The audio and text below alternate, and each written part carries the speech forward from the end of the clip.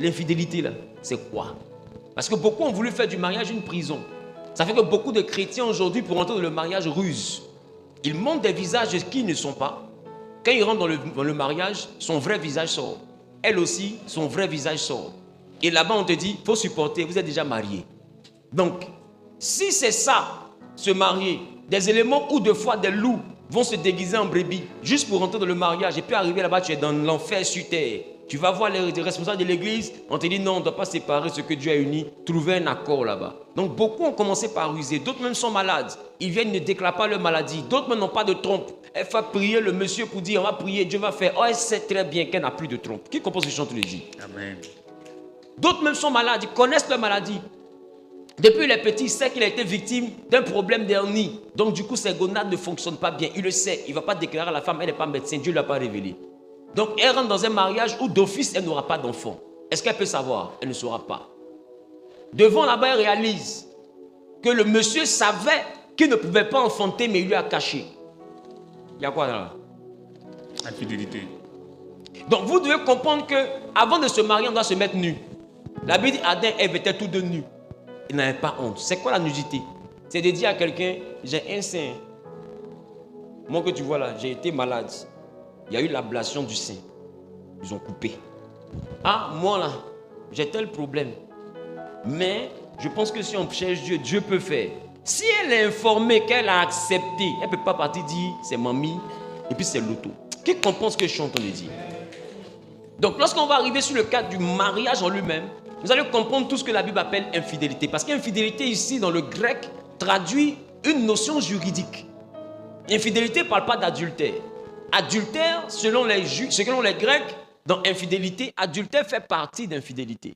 C'est un peu comme si on dit le vol fait partie du pénal. Mais voler n'est pas la seule action pénale. Qui comprend ce que je suis en train de dire? Or, infidélité, c'est un peu comme si on dit le pénal. Donc, il y a quoi? Blessure volontaire. Il y a quoi? Il y a les homicides volontaires comme involontaires. Il y a quoi encore? L'escroquerie. Il y a les abus de confiance. Tout ça, ça fait partie du monde du pénal. Et comprenez que quand on parle d'infidélité chez les Grecs, on parle réellement de quelque chose qui est un peu comme le pénal.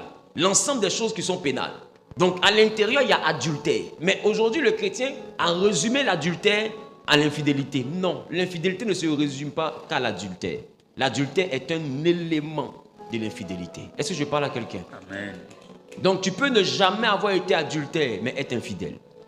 Or la Bible dit, celui qui ne prend pas soin des siens, et principalement de ceux de sa maison, est pire qu'un infidèle. Donc ça veut dire que être un père qui est irresponsable, qui ne t'occupe pas de ta maison, tu ne nourris pas tes enfants, tu ne les soignes pas, tu ne les scolarises pas, tu es un papa bonheur dehors, mais dedans tout le monde a faim, on dit que tu es pire qu'un infidèle. Non, c'est une autre forme d'infidélité, mais c'est plus grave même que l'infidélité. Qui comprend ce que je te dis? Maintenant ma question, si Jésus dit en cas d'infidélité, on peut se séparer, mais celui qui fait pire que l'infidélité, lui on le chasse, mais on le frappe et boit même. Qui comprend ce que je suis en train de dire? Non, c'est pour dire que la Bible ne cautionne pas l'irresponsabilité des conjoints. Je ne sais pas si quelqu'un comprend ce que je dis.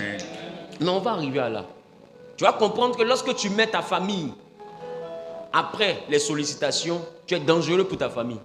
Ta femme doit se protéger de toi. Parce qu'un homme, il est responsable lorsque ses enfants passent au premier plan. On n'aide pas la famille d'abord, la grande famille. On aide sa famille d'abord. Parce que ceux-là, ils vivent qu'à cause de toi. C'est toi qui es l'origine de leur naissance. Tu es l'origine de leur vie. Elle a tout laissé pour te suivre. Tu as tout laissé pour la suivre. Vous êtes détachés, vous allez vivre ensemble. Tu ne peux pas prendre la provision de la vision de notre maison pour aller nourrir ta maman. Elle mange quand nous on est rassasiés. Il y a des mamans qui viennent rentrer dans la maison des enfants pour dire c'est mon fils, c'est moi qui l'ai élevé. Oui, tu ne l'as pas marié. Tu l'as élevé, tu l'as enfanté, c'est moi qui l'ai marié. Non, c'est moi sa femme. Ta femme, elle ne me plaît pas, mais si c'est ma femme, pourquoi toi te plaire? Si c'est ma femme, pourquoi toi elle doit te plaire? Qui comprend ce que je suis en train de dire? C'est moi ma femme, tu veux qu'elle puisse te plaire. On va arriver au mariage. Vous allez comprendre. Mais pour le moment, nous sommes au niveau des fiançailles. Ouvrons le récapitulatif, s'il vous plaît, qu'on puisse comprendre. J'ai dû intervenir sur un panel TikTok de mes fils, ici à l'église sur TikTok, où ils parlaient des histoires de cœurs brisés, des choses de ce genre et tout. Mais j'ai aimé le sujet, je prie que vous puissiez faire davantage de panels comme ça pour que je puisse participer. Hein? Donc, les gens de l'église, là, organisez la gègle, organisez les panels comme ça. Je vais sortir sur les panels, mais avec mes fils, avec mes enfants. Donc, organisez, et puis je vais venir, on va faire le béret. On va faire le béret. Amen. Amen. C'est important. Donc, le choix du partenaire, les erreurs des fiançailles, les signaux ignorés et la question de la comptabilité sexuelle. Je vous ai dit dans un premier temps, il y a la comptabilité qui est la gestion financière, la manière dont vous devez gérer l'argent. Et puis maintenant, il y a la comptabilité sexuelle. Parce que la sexualité est un élément qui détruit les unions. J'ai envie de vous dire, l'âme est un peu comme un enregistreur. Ce que l'âme a mangé, l'âme s'en souvient. C'est pourquoi deux fois, tu es assis et puis c'est comme si le goût de la sauce graine remonte. Qui a d'ailleurs un repas préféré, ils n'ont pas préparé, mais tu sens l'odeur. Qui a d'ailleurs ça? Ou bien deux fois, c'est comme si le goût monte au niveau de ton palais. Comme si tu sentais le goût. Qui a d'ailleurs dit ça? C'est ton âme. En réalité, c'est parce que ton âme a déjà goûté à ce plaisir que ton âme réclame ce goût. Donc, il faut comprendre que tout ce que ton âme goûte, ton âme va le réclamer. Et c'est ça le problème de la comptabilité sexuelle. Donc si tu as goûté des choses qui sont d'une certaine performance, si tu maries quelqu'un qui est moins performant, ou bien une personne qui est moins performante, tu peux te retrouver avec ton âme qui va désirer ce qu'elle a goûté. Qui comprend ce que je suis en train de dire? Donc goûter plusieurs choses qui sont douces, ce n'est pas avoir une belle expérience de vie. C'est prophétiser une instabilité conjugale. Parce que tu vas de partenaire en partenaire, tu ne vis pas ta vie, non. Tu annonces les couleurs de ton mariage. Parce que tu seras couché en bas de ton mari et puis tu vas penser à quelqu'un qui est dehors. Parce qu'ils n'ont pas la même performance. Qui comprend ce que je suis en train de dire? C'est pourquoi je parle de comptabilité. Et beaucoup de papas sont malheureux parce qu'ils n'arrivent souvent pas à satisfaire leur femme. Mais ce n'est pas ta faute, papa. Il ne faut pas te tuer, chasse-la. Il ne faut pas te tuer, papa. Dieu ne nous donne pas quelque chose qui est au-delà de notre force. Mais elle s'est promenée. Du coup, elle ne suffit plus. Elle est quittée dans 10 ou bien 12, le nombre d'apôtres. Le nombre de tribus. Qui commence à chanter les dire? Le pauvre vieux, il arrive, lui, il aime. Il a marié. Il a fait 2, le chiffre du témoignage. Parce qu'il a vu le témoignage de 2 est vérité. Alléluia. Lui, il s'est arrangé, il est arrivé au chiffre 2. Elle dit non. Il faut le chiffre 4 de l'équilibre. Sinon, si tu n'as rien fait, au moins le chiffre 5 de la grâce. Il dit, mais maman, Dieu va faire grâce, mais aujourd'hui, là, je suis fatigué. Toujours, tu es fatigué. Ah, ok. Je ne veux pas payer pour ta comptabilité. Qui commence à dire? Je ne veux pas payer pour ta comptabilité. C'est pourquoi la Bible, lorsqu'on accepte le Seigneur, nous exhorte à la sanctification. C'est une manière de redémarrer la machine. C'est une manière de redémarrer la machine.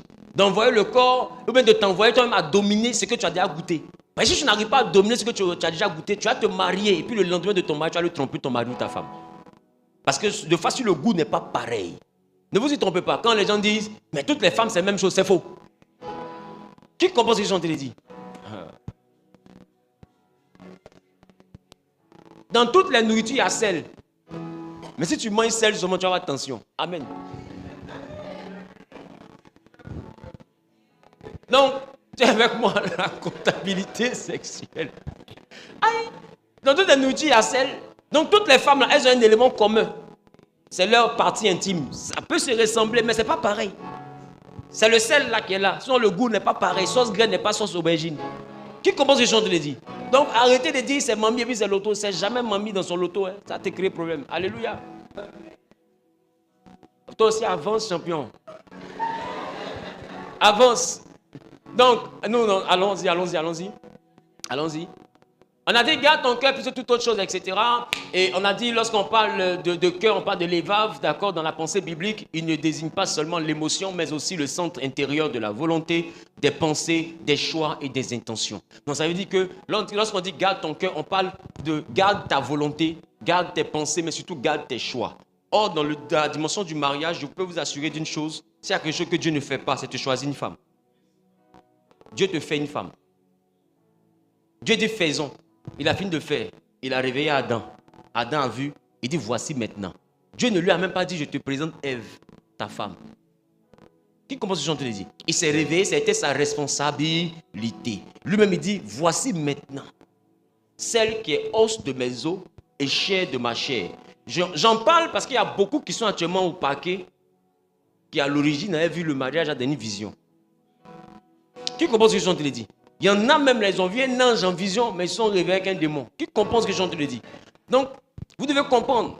Il faut qu'on arrête de tout spiritualiser. Parce que le mariage, c'est aussi une affaire de corps, c'est aussi une affaire de chair. Donc, les corps doivent être compatibles. Le physique de la personne doit m'intéresser parce que ce n'est pas une cellule de prière. C'est d'abord une affaire de corps. Parce que le désir du corps est rattaché à ce qui satisfait le corps. L'esprit ne peut pas satisfaire le corps. Ce n'est pas possible. Voilà pourquoi lorsqu'on veut satisfaire l'esprit, on se prive de ce qui satisfait le corps. Parce que les désirs du corps sont différents des désirs de l'esprit. Donc tu peux marier une femme qui est spirituelle, mais corporellement parlant, elle ne te dit rien. Tu peux marier un homme qui est spirituel, mais physiquement parlant, il ne te dit rien. Tu ne vas pas coucher avec son esprit, tu vas coucher avec son corps. Si son corps ne te dit rien, tu ne vas pas vouloir qu'il te touche. Qui comprend ce que je suis en train de dire? Non, on ne marie pas d'abord quelqu'un parce qu'il parle en langue. On marie d'abord quelqu'un parce que lorsqu'elle marche, tout fait silence. Donne-moi une amène bien. Tu dois te mettre avec une femme qui t'encourage à aller au travail. Regardez Jacob, c'était un paresseux chez son père. Mais quand il a vu Rachel, il est devenu travailleur. Il dit même sans salaire, je bosse. Qui comprend ce que je te dis? Il y a des femmes qui sont une motivation, mais ça dépend de l'onction de sa forme. La Bible, elle était belle de visage et belle de taille.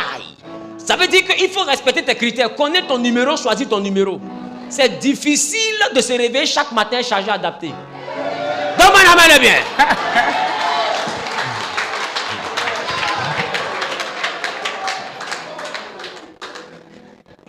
Non, il faut tenir compte du côté physique quand tu fais ton choix. C'est très important. Il ne faut pas dire non, de plus important, craindre Dieu. Non. Craindre Dieu, là, ça va vous mettre dans le palabre. Vous allez vous frapper là-bas. Je ne sais pas si je parle à quelqu'un. Il est bon d'avoir une personne qui craint Dieu. Mais on se marie d'abord, pas parce que la personne craint Dieu. On se marie d'abord parce que la personne me convient. C'est que la personne nourrit mon désir. Quand je vois la personne, Lazare sort du tombeau. Qui comprend ce que je suis en train de dire? Et Jésus dit, déliez-le. Et laissez-le aller. Aller où? Ça, je ne sais pas. Mais, il va partir. Amen. Est-ce que toi, tu es un enfant? Avance un peu, s'il te plaît. Donc, les critères, on a dit le caractère passe avant le charme. C'est-à-dire que ce n'est pas une affaire d'abord de... Numéro 1, la personne, tu ne vas pas la rencontrer et puis connaître son caractère. Donc, la première chose qui va te rapprocher d'une personne, ce n'est pas son caractère, c'est sa beauté. Voilà pourquoi quelqu'un dit la beauté attire, mais le caractère retient. Donc, ça veut dire que numéro 1, il faut que la beauté là te corresponde. Tu comprends? Il faut connaître ton standard. Il y a des gens qui aiment les femmes qui sont minces. Ne marie pas une femme qui est grosse. Tu vas la tromper avec une femme qui est mince. Qui comprend ce que je suis en train de dire? Marie, ce qui te convient. Il y a des gens qui aiment les femmes qui sont à Pouchou. Quand tu vois à Pouchou, tu t'évanouis. Marie à Pouchou. Je ne sais pas si je parle à quelqu'un.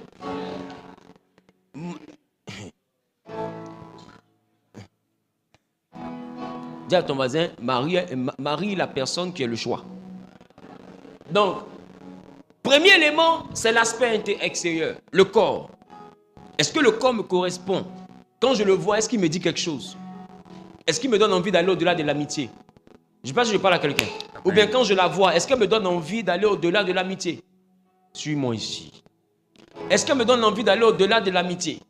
Parce que, laissez-moi vous dire, à la réalité, dans amour, il y a amare. Amare, c'est la même racine que le mot ami. Qui commence ce que j'entends dire? C'est qui veut parler d'amour ou d'intimité. Donc, il n'y a pas amitié s'il n'y a pas intimité. Il n'y a pas amitié s'il n'y a pas amour. Voilà pourquoi ton ami est ton intime en même temps. Des fois, ton ami, tu perds la vie, tu sors de la douche. Vrai ou faux? Ta camarade, elle est là, tu sors de la douche. Deux fois, même vous êtes là, vous êtes dans des endroits où vous êtes en maillot de bain, tu attends m'échanger.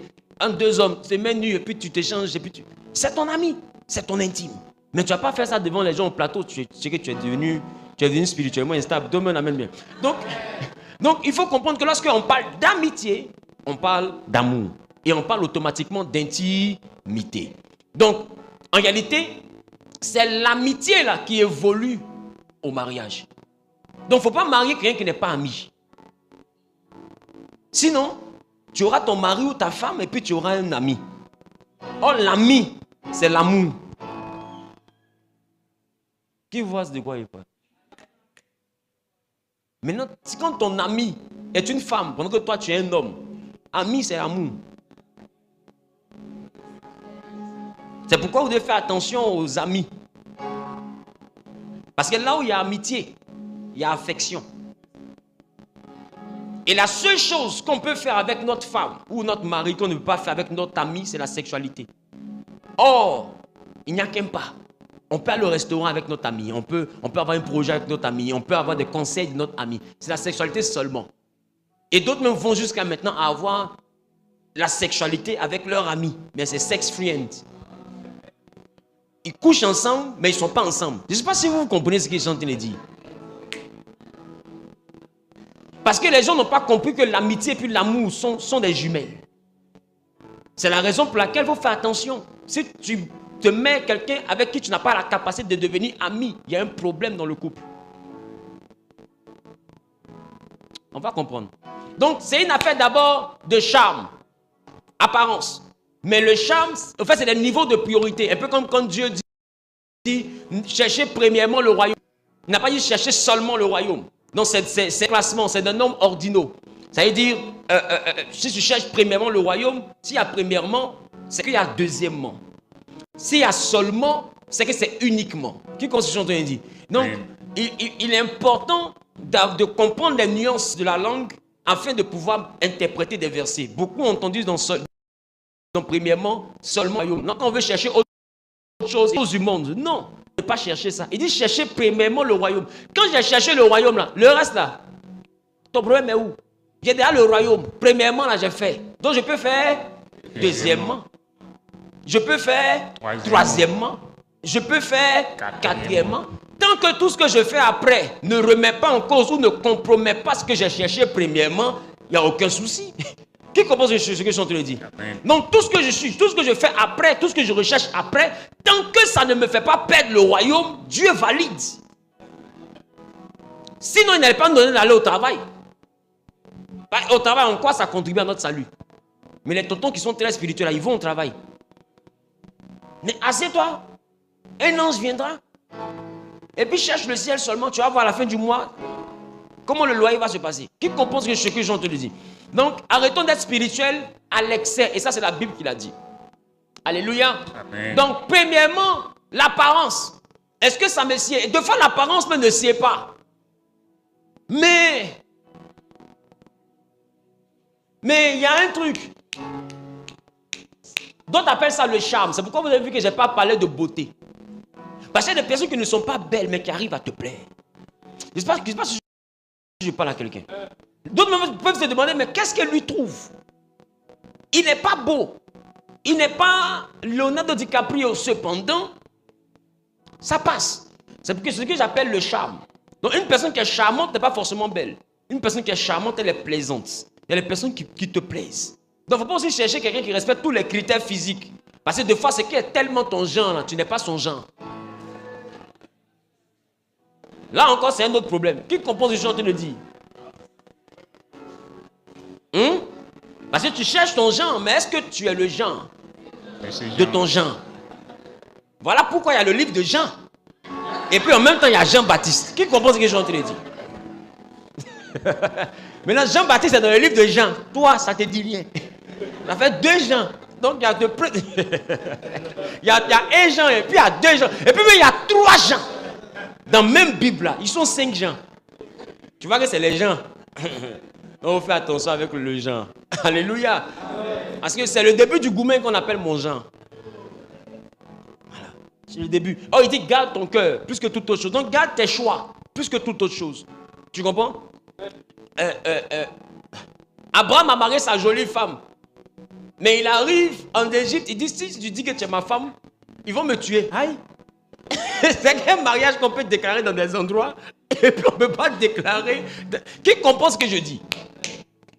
Donc il faut faire attention. Il dit si Pharaon sait, si les Égyptiens savent que tu es ma femme, ils peuvent me tuer pour te prendre. Et puis il n'avait pas tort, ça n'a pas loupé. Devant là-bas.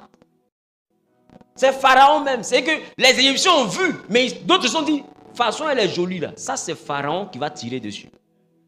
Non, les Égyptiens ont vu, ils ont cliqué sur quitter. Ils sont allés dire à Pharaon, le vieux, il y a une go qui est rentrée dans le pays. Il dit quoi? Envoyez-les la voir. Quand il a vu la go, il dit, je la dote direct. Mais mon frère seulement qui est là. Vous voyez, le malhonnête aussi, il est derrière. Tu comprends? S'il n'y a pas l'amitié, ça là n'arrive pas. Hein. Abraham et puis Sarah sont un couple dangereux. C'est des tueurs. Ils peuvent s'associer, ils vont t'empoisonner à la maison, tu vas savoir que c'est eux qui t'ont tué. Parce que, comment quelqu'un peut s'asseoir? Sarah est sale dans sa tête. Hein? En fait, l'amitié envoie une complicité que vous ne pouvez pas comprendre. Sarah s'assoit et puis elle dit à son mari, mais Joe, c'est pas toi. Hein? Qu'est-ce que c'est ça même? Donc Sarah s'assoit et puis elle dit, même mon exemple, pourquoi même? Elle s'assoit et puis elle dit à son mari, chérie, on n'a pas enfant. Et la petite là, elle est bien ouverte. Ils font ça, il ne faut pas me fatiguer. On a déjà fait Ismaël. Elle dit, il faut laisser. Non, on a déjà Eliezer de Damas. Elle dit, il faut laisser. Eliezer, ce n'est pas notre enfant.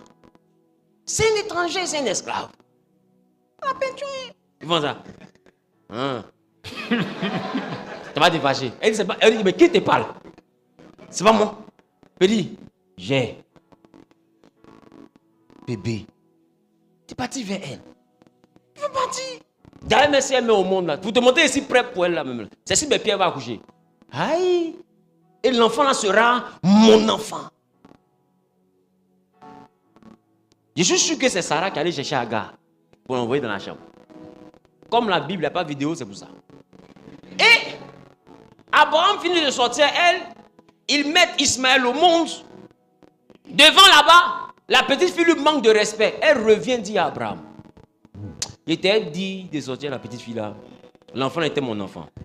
Mais son comportement est là 2 jours là. Il dit, mais il y a mon enfant. Il dit, il n'aime pas ça. Hein. Ton enfant comment? Toi et moi, tu sais où on est quitté? Ton enfant comment? Il dit à tes mères, demander à Dieu. Dieu dit, hey, ne me pose pas de questions. Va, écoute Sarah. Tu sais pourquoi Dieu dit écoute Sarah? Parce que c'est Sarah que tu as écouté pour sortir à Agar. Il ne faut pas venir me demander. Ce qui se passe entre vous là, c'est entre vous là-bas. Gérez ça là-bas. Ne m'emmerdez même pas. Il y a trop de choses à gérer en Afghanistan, au Kyrgyzstan, etc. Donc, vos affaires de couple là, allez au bout là-bas. Dieu les a chassés. Va écouter Sarah. Et qu'est-ce qu'il a fait? Il a chassé Ismaël et Agar à cause de Sarah. La complicité est un élément qui est terrible et qui est indispensable. Or, beaucoup se marient à des gens qui ne sont pas complices, ne sont pas amis. Donc, tu ne peux pas même découvrir le caractère si la personne n'est pas ton ami. Parce que quand la personne est charmante, des fois, ce charme-là cache un mauvais ou bien un bon caractère, mais le fait de ne pas être ami, il y a des niveaux de causerie que vous n'avez pas, même dans vos fiançailles. La personne te donne une image qu'elle n'a pas, ou même qu'elle n'est pas. Qui comprend ce que je te dis? La personne rit, la personne te montre qu'elle aime ton feeling. Oh, en réalité, c'est faux. Ce que tu fais là, ça l'énerve. C'est sa camarade qui sait. Quand les deux sont assis à côté de toi, ça commence à ce que tu fais là. Ça énerve sa camarade. Mais quand tu dis, bébé, tu aimes ça? Elle dit, ouais, ça peut me tuer. Mais sa CPC, s'il y a quelqu'un qui sait là, c'est celle qui est à côté là, Joséphine Ange Gardien. Je ne sais pas si je parle à quelqu'un. Celle qui est là, elle connaît tout. Dis avec moi, Joséphine Ange Gardien. C'est que les gardes là, tu ne peux pas t'en sortir. Je ne sais pas si je parle à quelqu'un. Ceux qui viennent te voir et puis te disent, ça c'est notre femme, ça c'est notre belle. S'il y a quelqu'un qui sait, c'est que tu ne sais pas. C'est lui là. Je ne sais pas si je parle à quelqu'un. Parce que c'est son ami. Et on ne cache rien à un ami. Dieu dit, cacherai-je à Abraham mon ami ce que je m'apprête à faire. Non, l'amitié est un élément qui permet d'être nu. Ah, beaucoup sont dans le couple et ils sont en basin. Ils sont en boubou. Vous voyez mon basin, il y a gros. Il y a petit. En bas, il y a des badets. À côté, il y a caleçon. Ah, tu pensais qu'il n'y avait pas porté? C'est un jeu pour toi. Donc,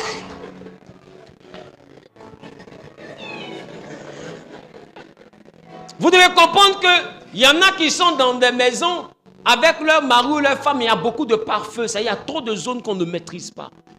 Moi, je suis allé jusqu'à recevoir à mon bureau en 2016-2017 une dame qui voulait souscrire à un projet. Et puis elle dit, son mari c'est mon fils. Hein. Et puis elle dit, papa, je ne veux pas que mon mari sache. J'ai dit, mais il y a ayant droit. Elle dit, non, ayant droit là. Il faut mettre le nom de ma maman. Vous savez ce qui m'a fait bizarre? C'est que son mari, c'est mon fils. Je connais ses problèmes, mais c'est à moi qu'il explique sa vie. Je connais ses sacrifices pour sa maison. Je ne sais pas si quelqu'un comprend. Je sais combien de fois il se débat pour joindre les deux bouts pour que sa famille soit à l'aise. Et en même temps, il a à côté de lui une femme qui veut que sa maman soit son ayant droit. Ce n'est pas sorcière de sa vie qui est là. Mais il est là et puis il ne sait pas. Mais quelqu'un qui est ton ami ne peut pas te cacher ça. Et beaucoup sont dans des foyers aujourd'hui, mais ils ne sont pas amis. C'est la formalité, c'est juste pour aller à la mairie porter une alliance. Écoutez-moi bien, bague n'est pas biblique. Bague là, ce n'est pas biblique. C'est l'alliance qui est biblique. Il peut y avoir la bague sans l'alliance. Voilà pourquoi l'alliance fait des époux. Non, l'alliance fait des époux. Et la sexualité fait des maris. Je parle à quelqu'un? Amen. Être époux là, c'est une alliance. Voilà pourquoi Jésus n'est pas notre mari, il est notre époux. Parce qu'il y a une alliance entre nous et lui. Vous devez comprendre. Ce n'est pas une affaire de bague. Ça fait qu'aujourd'hui, beaucoup de personnes regardent bague et puis on s'en fout de bague. On construit maison sur maison. Parce que la bague ne signifie rien. Si la personne n'est pas consciente de l'alliance qu'elle a contractée, la bague ne signifie rien. Ça devient un bijou. Donc, le caractère, on le découvre seulement que dans l'amitié. Par exemple, ton ami, là, tu connais son caractère. C'est pourquoi tu peux dire aux gens, ça, il la connaît, c'est comme ça, elle est calme-toi, elle va se calmer. Par exemple, c'est ton ami, c'est mon élément. Je ne sais pas si je parle à quelqu'un. Donc, dans la dimension de l'amitié, on se connaît le caractère. Et beaucoup ne veulent pas qu'ils connaissent certains éléments du caractère pour ne pas qu'ils se découragent. Mais écoute, le mariage n'est pas un piège. S'il découvre ce que tu caches là dans le mariage, est-ce que tu es sûr que son oui va tenir? C'est pourquoi dès le début, quand tu aimes lancer casserole, lance ta casserole. Au moins, il sait que tu lances. Qui compose les gens te le dit? Parce que laisse-moi te dire, si tu ne lances pas, et que tu te fais douce, et que vous rentrez dans le foyer, et que tu lances ta casserole, c'est pas ça, il a dit oui. Je ne sais pas si on se comprend un peu. Or, les gens connaissent ton vrai tempérament, c'est lui qui ne le connaît pas. Est-ce que vous pensez qu'un homme comme ça serait heureux? La Bible dit qu'il vaut mieux dormir sur le toit que de partager la maison d'une femme qui n'aime pas là. Donc il y a des moments où la Bible te prévient que ton mari va découcher. Parce que ta maison n'est pas paisible. On dit qu'il préfère dormir sur toiture. Ça veut dire beaucoup de choses. Donc il y a des conditions qui créent ton instabilité émotionnelle et sentimentale. Ce n'est pas seulement une affaire de diable. Ce n'est même pas le diable. Des fois c'est le caractère. Et la Bible te prévient. La Bible de la femme qui craint Dieu sera louée. Et celui qui trouve une femme trouve le bonheur. On n'a pas dit celui qui trouve une femme trouve le bonheur. Je reprends. Celui qui trouve une femme trouve le bonheur. On n'a pas dit celui qui trouve une femme trouve le bonheur. Parce que Salomon dit, j'ai eu 1000 femmes, je n'ai pas trouvé une femme parmi elles toutes. Donc, Salomon veut dire, dans femme, là, il y a femme. Donc, ce n'est pas celui qui trouve une femme au féminin qui a trouvé le bonheur. C'est celui qui trouve une femme qui a trouvé le bonheur. Une femme au féminin, elle a un organe génital féminin. Elle a une poitrine. Elle a un visage de femme. Elle a un corps de femme. Mais une femme de laquelle la Bible parle, qui est une couronne, ce n'est pas la femme qui a la partie intime femme. Non. C'est tout un environnement, c'est tout un caractère, c'est toute une mentalité. Qui commence ce que je te le dire? C'est pourquoi Salomon dit, j'ai eu 1000, mais je n'ai pas trouvé une femme parmi elles toutes. Non, pas parce que tu es femme que tu es femme. Il y a des femmes qui sont des hommes. Elle a un corps de femme, elle a un caractère d'homme. Je ne sais pas si on se parle à quelqu'un. Or, on ne marie pas une femme. On marie une femme. On marie une femme-femme. On ne marie pas une femme-homme. Salomon dit, je cherche une femme. Je n'ai pas trouvé parmi 1000. Demande à ta voisine. Tu es à quel niveau? La Bible dit, la grâce est... C'est pas mon problème, viens ici. La Bible dit, la grâce est trompeuse, la beauté est vaine. La femme qui craint l'Éternel est celle qui sera louée. Nous avançons. Et lorsqu'on parle de caractère, on parle aussi du caractère des hommes. J'ai déjà parlé de ça le dimanche dernier. N'est-ce pas? Nous avançons. Donc l'homme de bien, attends, reviens. On parle des hommes. L'homme de bien tire de bonnes choses du bon trésor de son cœur. D'accord? Donc, un homme de bien, la Bible dit, tire de bonnes choses du bon trésor aussi de son cœur. Donc, ça veut dire qu'il y a un caractère aussi à avoir. Alléluia. Quand tu es un homme, il y a un caractère à avoir. J'ai pas entendu. J'ai pas entendu. Avoir. Et le caractère, là, de quoi il parle? Il parle du fait de... Parce qu'en réalité, ce qui lie l'homme à la femme, c'est l'amour qu'il a pour elle. Mais ce qui lie la femme à l'homme, c'est la soumission. Laisse-moi te dire. C'est toi qui aimes une femme, et puis tu l'approches. Elle ne te connaît pas. Tu comprends? Elle, là, elle ne t'aime pas. Elle va apprendre à t'aimer. Je ne sais pas si tu comprends ce que j'ai dit. Toi, tu l'aimes, tu viens vers elle. Elle va apprendre à t'aimer pour vivre vers toi. Et elle va apprendre à t'aimer par rapport à quoi? Par rapport à ta façon de te comporter à elle. Donc, en vrai, la femme ne t'aime pas. Elle aime la manière dont tu la traites. Donc, elle peut t'aimer. Si tu la traites mal, l'amour meurt. Je ne sais pas si tu comprends ce que je dis. Parce qu'elle va dire, il est gentil, il est attentionné, il est ceci, il est cela. Conclusion, je commence à l'aimer. En réalité, ce n'est pas d'abord toi, sinon plus joli que toi, elle a déjà vu. Plus riche que toi, elle a déjà vu. Pourquoi n'est pas eux? Parce que le caractère ne l'a pas intéressé. Donc, il est important de comprendre que c'est tout un environnement aussi. Et la soumission appartient aux femmes qui ont croisé un homme.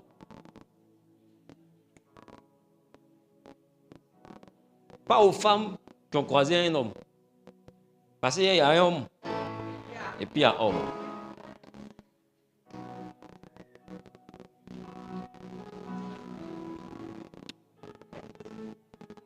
C'est pas parce qu'on t'appelle mon Seigneur que tu dois m'insulter devant les gens. Qui comprend ce que je suis en train de dire? Parce que la frustration a une réponse. La réponse à la frustration s'appelle l'agressivité. On se comprend? Même ton chien qui est à la maison, là, si tu l'humilies trop devant les gens, que tu le menaces, tu vas aboyer sur toi. Oh, tu n'es pas voleur. Qui comprend ce qu'il dit? En fait, il n'a pas dit que quelqu'un peut le nourrir. Il sait que c'est toi, tu le nourris, tu le blanchis. C'est chez toi, il dort. Mais tu exagères. Qui a d'ailleurs son chien qui a aboyé sur lui? Des fois, tu le tapes jusqu'à il recule, quand il peut te dire comme ça. Fait, wow! Il y a quoi? Il comprend ce qu'il dit. Il dit, Péri, il faut arrêter. Il mange chez toi, mais ça sort. Hein? Si elle était mordu, pas dire que... Parce qu'il y a des limites. Donc, ton autorité n'est pas une domination. La Bible dit, femme, soyez. Donc, en réalité, ce n'est pas toi qui l'oblige. C'est elle qui décide de se soumettre. Je ne sais pas si je parle à quelqu'un. Oui. Parce qu'il y a beaucoup qui en font un critère jusqu'à devenir une exigence. Tu dois te soumettre. Non, on ne crie pas ça. Elle doit sentir qu'elle doit se soumettre. C'est quelque chose qui naît en elle. Parce que j'ai envie de te dire, la femme sait reconnaître ce qu'elle aime. Et la femme a beaucoup peur de perdre ce qu'elle aime. La femme sait connaître sa chance. Donc, lorsqu'elle est en face de ce qu'elle aime, elle est prête souvent à beaucoup de choses pour ne pas perdre ce qu'elle aime. Je ne sais pas si je parle à quelqu'un. Et j'ai envie de te dire, si tu vois une femme qui n'a plus peur de te perdre, qui te parle comme elle veut, c'est que son cœur n'est plus sur toi. Il ne faut même pas l'envoyer au restaurant, il faut partir à la maison. Qui comprend ce qu'elles sont en train de dire? Parce que elles sont assises et puis je ne les critique pas. Aïe. Sinon, tant que son cœur, tu es celui qui domine le cœur de cette femme-là, il y a des choses qu'elle va vouloir te dire. Il y a des choses qu'elle va vouloir faire. Même ce que tu disais, elle te parle mal, elle n'a pas encore parlé mal. C'est-à-dire qu'elle a vraiment gardé. C'est petit qui est sorti là qui t'a effrayé. Sinon, l'amour a bloqué beaucoup. Mais le jour où tu vois que rien ne se bloque, tout sort, c'est que l'amour est fini. Le jour où tu vois que tu te places, elle se place, tu fais chez les gens, elle fait coup de tête. Hey, c'est fini. Qui comprend ce que je suis en train de dire? Là, tu vois que partir devient son sujet. C'est-à-dire qu'elle est toujours prête à partir. C'est fini. Bref. J'ai 37 ans. Donc, c'est pas moi qui viens t'expliquer ça. J'ai dit, avançons. La question de discernement, c'est qu'on s'est demandé dimanche dernier, comment cette personne réagit-elle lorsqu'elle est contrariée, frustrée, contredite, humiliée ou privée de ce qu'elle veut. D'accord? Et j'ai dit que c'est par cette question-là, à la réponse à cette question, qu'on peut retrouver le caractère d'une personne. Quand quelqu'un est énervé, comment il ou elle réagit? Deuxième chose, quand la personne est frustrée, comment elle réagit? Parce qu'il y a des personnes qui sont frustrées, des fois tu peux frustrer sans faire exprès, va ou va. Mais la manière de réagir reste la même, que tu aies fait exprès ou pas. Donc, il peut arriver que tu frustres ta conjointe, ta fiancée, ou bien ton fiancé, sans le vouloir, par maladresse. Comment il réagit à la frustration? Et je ne parle pas d'abord de réagir vis-à-vis de toi. En général, quand vous êtes mis en fiançailles, là, comment il réagit quand il est fâché? Pas avec toi, avec les autres. Regarde l'expression de sa colère. Je ne sais pas si je parle à quelqu'un. Regarde l'expression de son verbe. Regarde la manière, quand il est frustré, comment il se comporte. Quand on le contredit, ou bien quand il est humilié, comment il réagit, quel niveau d'agressivité. Cela veut dire que c'est une chose qui t'attend aussi. Parce qu'un jour, toi, en tant que femme ou en tant qu'homme, si vous vous mariez, tous les jours ne seront pas roses. Il y a des jours où tu vas frustrer cette personne. Peut-être en faisant exprès, parce que tu es fâché. Ou bien peut-être sans faire exprès, parce que tu n'as pas voulu, c'est juste une maladresse. Qui comprend ce que je te le dis? Mais la manière dont elle réagit, mais la manière dont il réagit quand il est contrarié, frustré, contredit, humilié, ou bien privé de ce qu'il veut, c'est de cette même manière qu'il va réagir devant là-bas.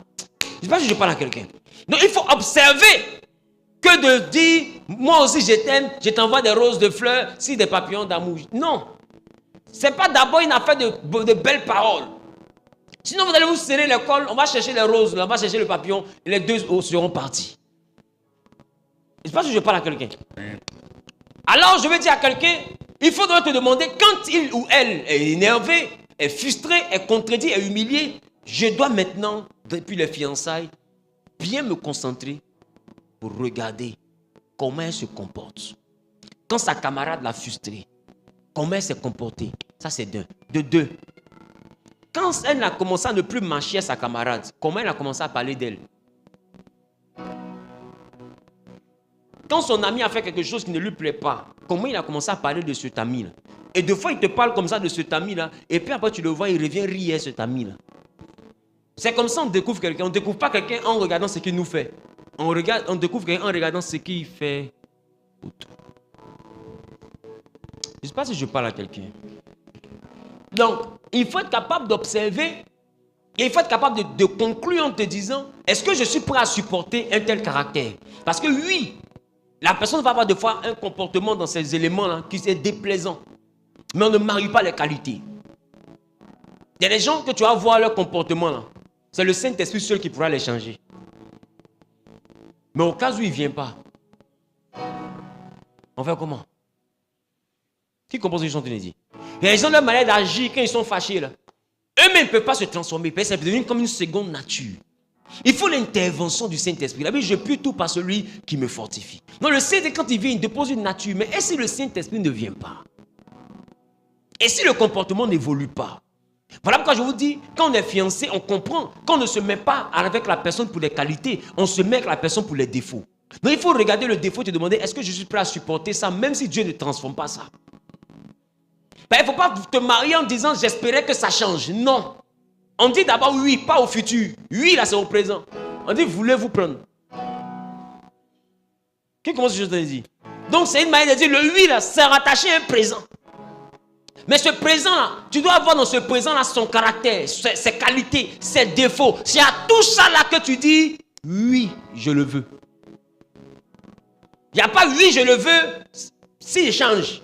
Et puis devant là, comme il n'a pas changé, donc je ne le veux plus. Non, c'est de l'immaturité. Comme elle n'a pas changé, je ne la veux plus. Qu'est-ce que je parle à quelqu'un? Oui. Donc c'est des choses que tu dois voir dès le départ. Dès le départ. On dit celui qui est lent à la colère vaut mieux qu'un héros. Et si, je vous ai dit dimanche, si nous aimons Dieu, c'est parce que notre Dieu est lent à la colère. S'il était prompt à la colère, je ne pense pas que ce Dieu-là aurait été notre choix. Va au vous. C'est pourquoi on n'est pas chez le diable. C'est pourquoi on n'est pas chez le diable. Voilà. Parce qu'il y en a qui sont ici, là. Ce n'est pas le paradis qu'ils cherchent. C'est la prospérité. Quand tu vas aller au ciel, il te dit Amen. Mais en réalité, il se demande sur la terre, là, c'est comment d'abord. Je parle à quelqu'un. Oui. Ben, beaucoup de chrétiens, malgré qu'on parle du ciel, là, ce n'est pas leur priorité. Cependant, nous, on est avec notre Père, là, parce qu'il est lent. Il ne se fâche pas vite. Même quand tu fais les choses, il prend le temps de te prévenir. Mais le tonton d'en face, là, il ne te dit pas, tu sois fou. Je ne sais pas si tu comprends un peu. C'est-à-dire que c'est quand la voiture fait tonneau que tu réalises qu'il est fâché. Oh, tu es en train de t'envoler. Je ne sais pas si tu comprends. Donc, il est bizarre.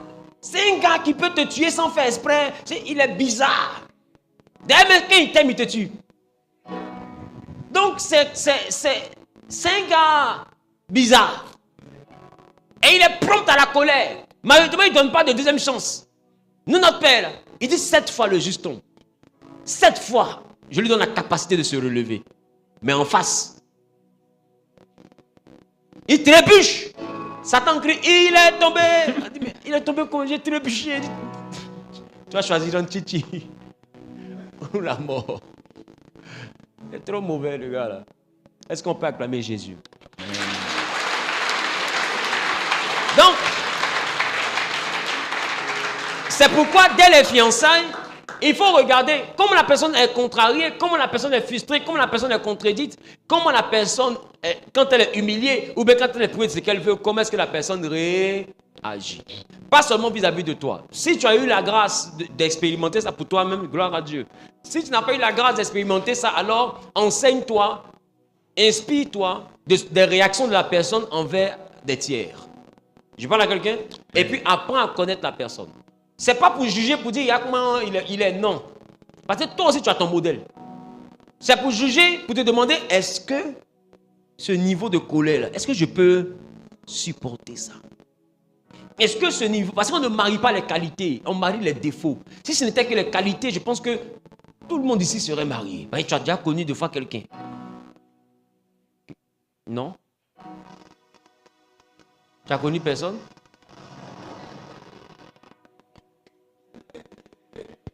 Qui a connu quelqu'un? Baissez les mains. Qui quelqu'un a connu?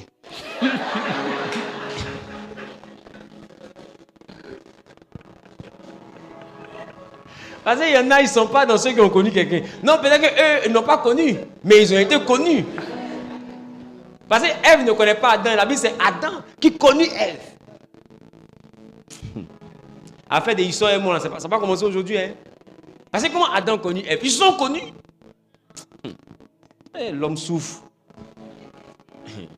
Donc, on dit celui qui est lent à la colère vaut mieux qu'un héros. Quand quelqu'un est lent à la colère, il y a des actions qu'il n'a pas, des réactions qu'il n'a pas. Mais qui n'est pas lent à la colère, ça même peut sortir. Parce que la colère te met hors de toi. J'ai déjà expliqué ce que la colère, c'est un peu comme un état de transe. Qui se rappelle de cet enseignement? Et des fois, nous, on dit, il m'a mis hors de moi. Et j'ai demandé, si toi, qui es propriétaire de ton corps, si on te met hors de toi, c'est-à-dire pendant le temps où tu es hors de toi, qui est en toi? Non, il faut regarder le degré de colère de la personne quand elle est frustrée, quand elle est contrariée, ou bien quand elle est humiliée, ou bien quand elle est privée de ce qu'elle veut, pour essayer de comprendre jusqu'où.